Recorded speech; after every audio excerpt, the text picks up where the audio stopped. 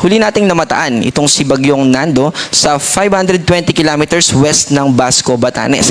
Kahit na may kalayuan na po ito at patuloy pang lumalayo, ay nananatiling meron itong epekto in terms of winds at ganun din na mga pag-ulan dahil na papalakas nito yung hanging habagat o yung habagat po ay natural na nangyayari sa atin during southwest monsoon season na associated sa rainy season. Ito po yung hangin na galing sa timog kanluran ng ating bansa at dahil dito po sa ibaba ng Pilipinas, nandun yung equatorial region, mataas po yung moisture content doon dahil mas naaarawan po yung malapit sa equatorial region. Kaya naman kapag nagkakaroon ng enhancement katulad nitong si Nando, ay nagdadala ito ng mga kaulapan na nagdudulot ng mga pag-ulan.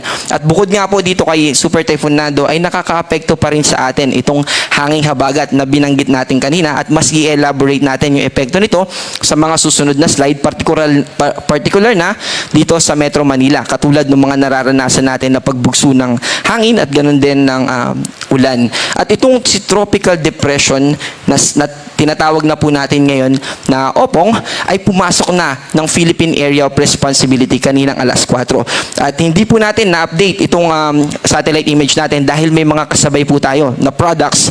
Pero ang mahalaga po dito na gusto natin ibigay na mensahe ay maipakita kung ano yung mga lugar na maaapektuhan nitong si Bagyong Opong sa mga susunod na araw at kung ano yung intensity, ano yung maaaring maging epekto nito sa ating mga kababayan na ipapakita natin at mas i-elaborate sa mga susunod na slide. Sa huling location natin kaninang hapon ay ito ay nasa 1,065 kilometers northeast Mindanao. Ito ay may lakas ng hangin na 55 kilometers per hour malapit sa mata ng bagyo at 70 kilometers per hour na gustiness. Relatively, mas mahina po ito kaysa sa Super Typhoon na si Nando na umaabot ng 200 plus kilometers per hour.